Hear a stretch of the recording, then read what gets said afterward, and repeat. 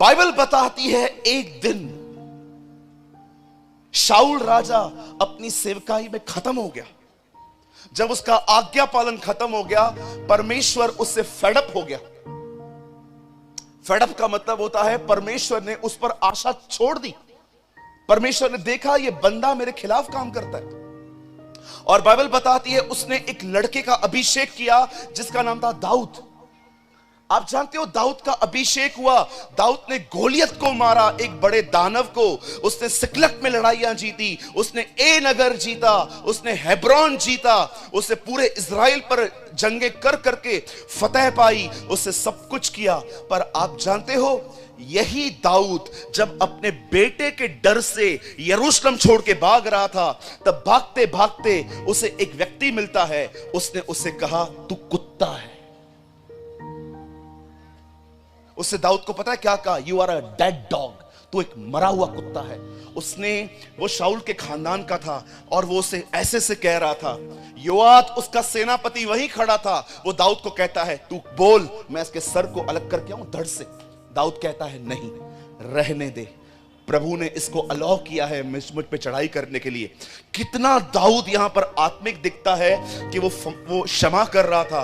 लेकिन यही दाऊद जब मरने पर था, अपने बेटे सुलेमान को कहता है सुन, तुझे एक काम करना है। पापा क्या? Go and kill this grey hair man, जा उस पक्के बाल वाले शिमी को मार दे। आप बिलीव कर सकते हैं एक व्यक्ति ने शुरुआत कैसे की थी? गोलियत को मारा, पूरे इज़राइल पर फतेह हासिल की। वो इतना शुद्ध व्यक्ति था कि 13 साल तक उसके ससुर ने उसे परेशान किया और उसकी मौत पर वो विलाप कर रहा था कि वो क्यों मरा। आप जानते हो उसका अंत कैसे हुआ? किसी को क्षमा न करके, ये उसका अंत था। बहुत लोग बिलीव ही नहीं करते। दाऊद जिसके गीत गाते हैं हम, ओ मेरा कटोरा उमड़ रहा है, उसका लेखक, हां उसके लेखक का अंत ऐसे हुआ। सुलेमान, जानते हो उसकी शुरुआत कैसे हुई?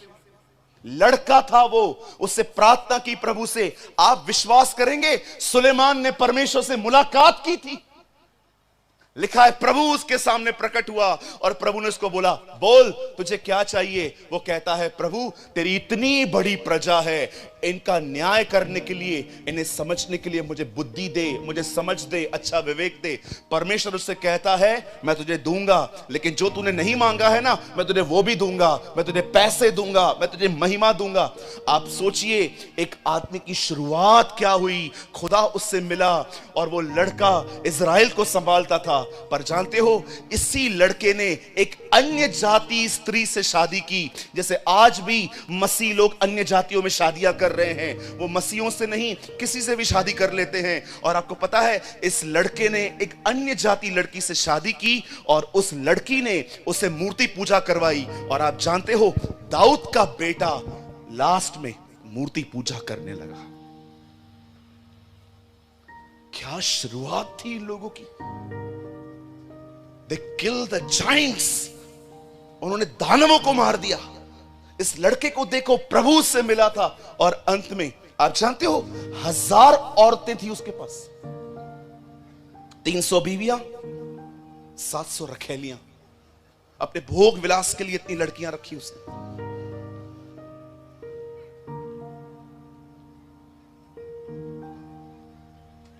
नोहा, कितने लोग जानते हैं नोहा कैसा था? एक ऐसा व्यक्ति जिसे परमेश्वर बात करके कहता है सुन, ये पूरा नगर, ये पूरी दुनिया पाप कर रही है। लड़का लड़के से शादी कर रहा है, लड़कियां लड़कियों से शादी कर रही हैं, पूरी फॉर्निकेशन बड़ी पड़ी है। मैं इस नगर को, सब पूरी दुनिया को खत्म करने पर हूं, पर तू बोर्ड बना, मैं तुझे बचाऊंगा। 120 साल इतिहास कहता है नूह ने उस जलयान को बनाया और वचन कहता है उस आदमी का जल में यान उठाया गया। बाइबल बताती है 5 महीने तक उसका जहाज पानी के ऊपर तैर रहा था। उसके बाद वो नीचे उतरा। वो व्यक्ति जो सबको खत्म होते देखने के बाद वो पहला जन्म, वो व्यक्ति जिसको सौभाग्य मिला, जिसको ये मिला कि वो पूरी दुनिया को अकेले देखे। पर जानते हो, जैसे वो बाहर निकला, उसे घमंड हुआ, मैं अकेला हूं। उस घमंड में उसे शराब पी ली।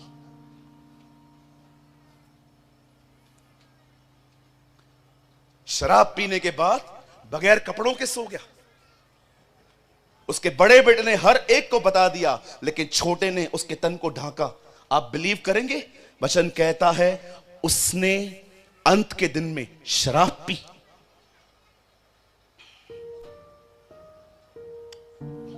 क्या शुरुआत की दाऊद ने, क्या शुरुआत की सुलेमान ने, क्या शुरुआत की नूह ने।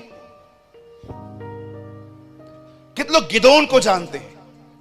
His name was Gideon.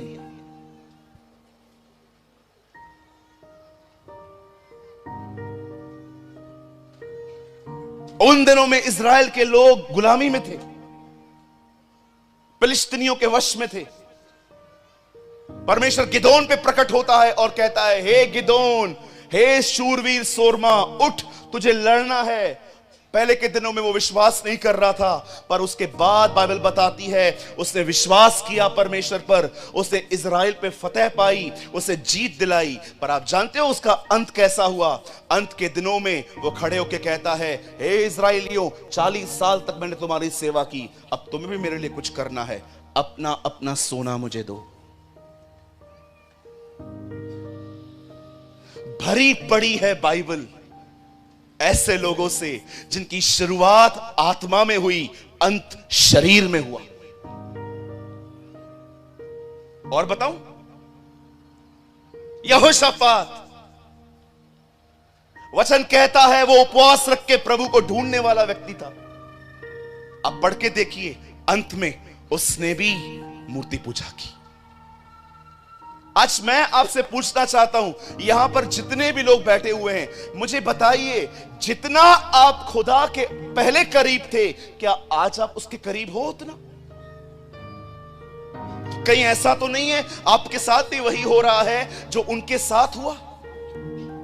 शुरुआत बड़ी अमेजिंग की, लेकिन अंत उतना ही बुरा हुआ उनका। आप जानते हो, यहां देखिए, हमारी प्रॉब्लम क्या है? व्हाट इज अवर दिक्कत? हमारी दिक्कत क्या है? कहिए, हम विश्वास करते हैं प्रभु के आने में बड़ी देर। सुनिए, मुझे बताइए, ये दुनिया कितने कितने वर्ल्ड वॉर्स देख चुकी है? 1, 2 कि 3? हाँ, 2 वर्ल्ड वॉर देख चुकी है दुनिया। सुनिए, यहां देखिए, आप जानते हो जब 3rd वर्ल्ड वॉर लगेगी, जब तीसरा विश्व युद्ध होगा, वो कहां से होगा? वो कहां से शुरू होगा? तीसरा विश्व युद्ध कहां से शुरू होगा? सुनिए,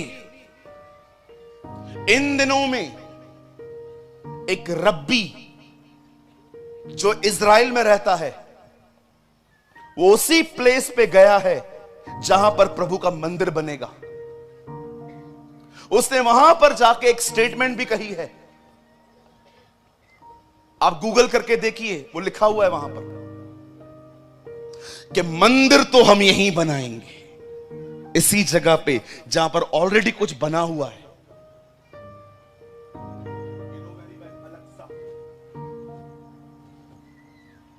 हम सभी जानते हैं वहां क्या बना हुआ है, और उन्होंने कहा है मंदिर तो हम यहीं बनाएंगे। जानते हो, जिस दिन वो लोग उस मंदिर को बनाने की शुरुआत करेंगे,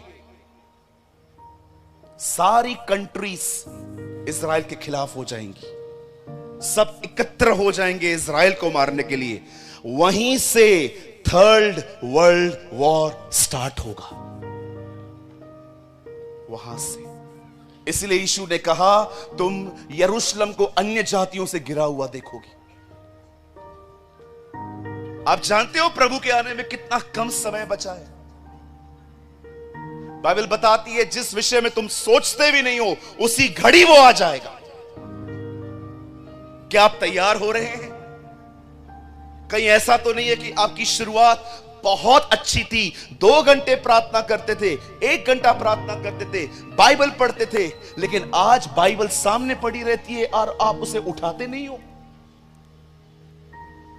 हमारा अंत, हमारी शुरुआत कैसी भी हुई थी कोई मायने नहीं रखता, हमारा अंत कैसा होता है यह मायने रखता है। आप जानते हो यहूदा इस्करियोती कौन था? Who is Judah? हमारी मसीहत का एक बदनाम नाम है। कितनी बहनें हैं मुझे बताइए, आप अपने बच्चे का नाम यहूदा इस्करियोती रख सकते? कितनी बहनें यहां पर, जब आपको बेटा पैदा होगा और मैं आपको बोलूंगा बहन आपने इसका नाम क्या रखा है, ये यहूदा इस्करियोती है, चोर है, चोर, रखेंगे आप? आप सब वाकिफ हैं उस बंदे के नाम से। यहां देखिए, यीशु ने अपने 12 चेलों को चुना। जानते हो उनके नाम क्या क्या हैं? मती, याकूब, यूहन्ना, पतरस, हलफई का पुत्र याकूब, बरतुल्मै, अंद्रियास, थोमा और याकूब। आप जानते हो अंत में एक नाम है, वहां लिखा है यहूदा इस्करियोती। और आपको पता है यहूदा इस्करियोती के नाम से एक लाइन जुड़ी हुई है, आप पढ़ के देखिए, और किसी के नाम से कोई लाइन नहीं जुड़ी हुई है, एक यहूदा इस्करियोती है जिसके नाम से एक लाइन जो है एडिशनल है, वहां पर लिखी हुई है। वहां पर लिखा है और यहूदा इस्करियोती जो उसका पकड़वाने वाला बना। ये नहीं लिखा गया है उसका पकड़वाने वाला था, वहां लिखा है वो बना। इसका मतलब वो पहले जब प्रभु के पास आया था वो उस समय साफ सुथरा था, लेकिन जानते हो अंत में वो क्या बन पाया? प्रभु को पकड़वाने वाला बना। आप सोचिए मेरे भाइयों मेरी बहनों, उसने क्या शुरुआत की थी। उसने दुष्ट आत्माएं निकाली थी, बीमारों को चंगा किया था, उसने यीशु को अपनी आंखों से देखा था कि वो कैसे मुर्दों में से जिंदा होता है। लेकिन आप सोचो उसके साथ रहकर भी वो नाश हो गया। मेरे भाइयों मेरी बहनों सुनिए, बड़े ध्यान से सुनिए, अगर आपने अपनी कमजोरियां परमेश्वर को देना नहीं सीखी, आपका भी अंत ऐसा ही होगा। पॉल वॉशर ने कहा अगर तुमने अपनी कमजोरियां खुदा को नहीं दी, तुम्हारी कमजोरियां तुम्हें नरक ले जाएंगी। आज मैं आपसे पूछना चाहता हूं, यहां पर कितने लोग हैं जो हर दिन खुदा के सामने जाते हैं, कमरा बंद करते हैं, उसके सामने आंसू बहाते हैं कि प्रभु मैं रोज गुस्सा करता हूं, मैं उसे क्षमा नहीं कर पाता, मुझ में जलन है, मैं बहनों को अच्छी नजर से नहीं देख पाता हूं, खुदा मुझे इन पर जय दे। मैं आपको बताना चाहता हूं, आप में से कितने लोग हैं यहां पर जो अपनी कमजोरियों को लेकर परमेश्वर के पास जाते हैं। मेरे भाइयों मेरी बहनों, मैं आप में से हर एक को कहना चाहता हूं, आज से बहुत साल पहले परमेश्वर ने मूसा को जलती हुई झाड़ी में दर्शन देके कहा, मूसा हे मूसा। मूसा ऊपर आया और कहता है क्या आ गया? बोलता है सुन, मैंने अपने लोगों का चिल्लाना सुना है, मैंने अपने लोगों की पीड़ा सुनी है, मैं उतर आया हूं उन्हें छुड़ाने के लिए, तू वहां पर जा उन्हें छुड़ा कर लेकर आ। ये उसने कहा नहीं मैं नहीं जाऊंगा, वो लोग विश्वास नहीं करेंगे कि तूने मुझे वहां पर भेजा है। उसे प्रभु कहता है हां वो करेंगे, तू जा। उसके बाद मूसा कहता है अगर वो मुझसे पूछेंगे कि तुझे किसने भेजा है, उसका नाम क्या है, मैं तेरा नाम क्या बताऊंगा? परमेश्वर उससे कहता है जब वो तुझसे पूछें कि किसने तुझे भेजा है, उसका नाम क्या है, तब उन्हें बताना मैं इब्राहिम, इसहाक और याकूब का परमेश्वर हूं। I am the God of Ibrahim, Isaac and Jacob.